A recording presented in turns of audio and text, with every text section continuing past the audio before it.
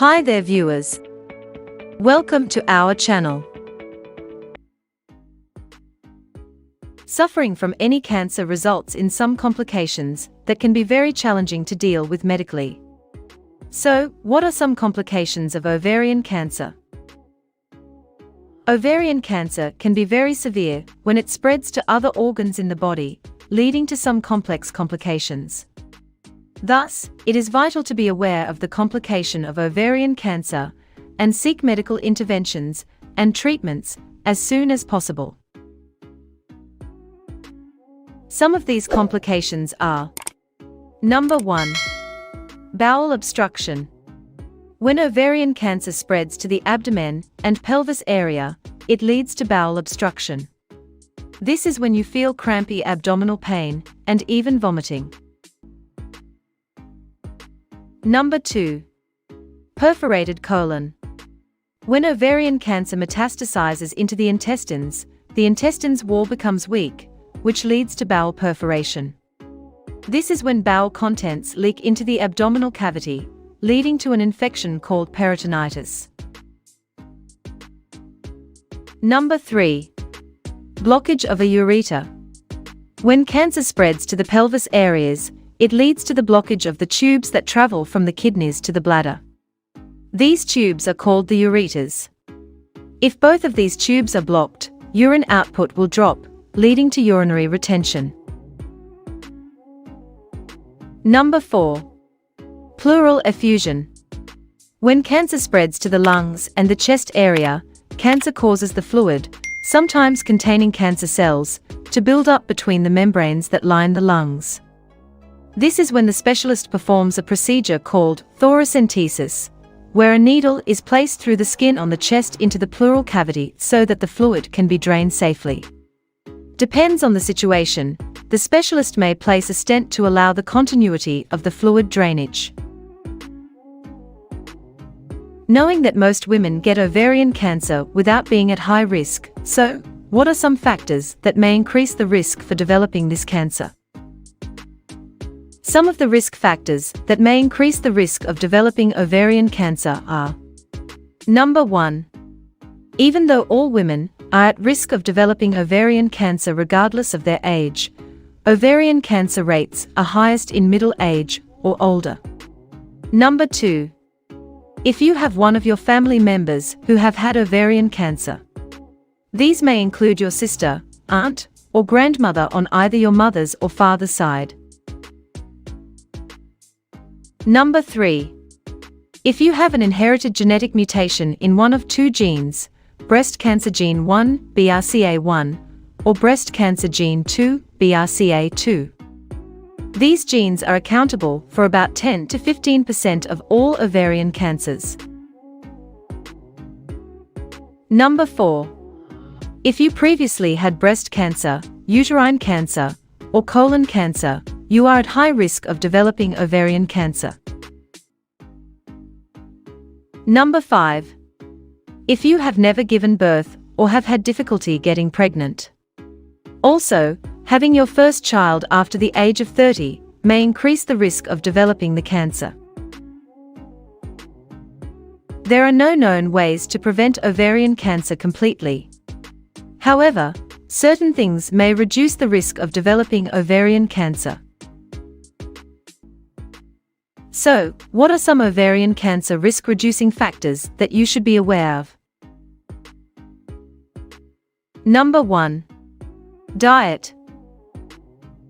It is crucial to know that eating an overall balanced diet and maintaining a healthy weight are critical dietary factors in reducing the risk of developing ovarian cancer. When you combine an active lifestyle with certain foods, this will reduce the risk of developing this cancer. The types of food we are talking about here are foods that are high in vitamin D, such as salmon, beans, eggs, nuts, and cod liver oil. Also, other types of food you would want to integrate into your diet are vitamin A-rich foods, such as carrots, leafy greens, and sweet potatoes. Note: any food you integrate into your diet make sure you consume them in moderation, because overeating them can lead to counter effects that would affect your health. Number 2. Oral contraceptives.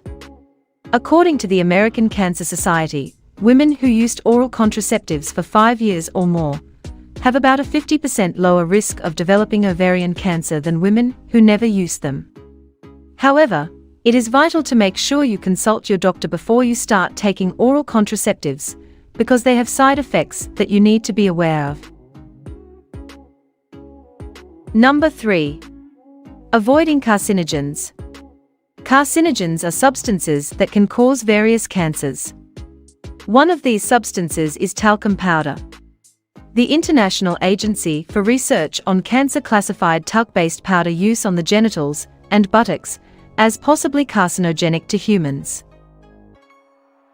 Talcum powder is found in everyday products such as baby powder, vaginal deodorants, and makeup.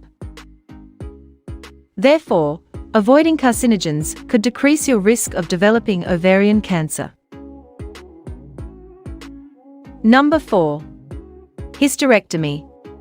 This surely lowers ovarian cancer risk with or without oophorectomy. Oophorectomy is the surgical removal of the ovaries.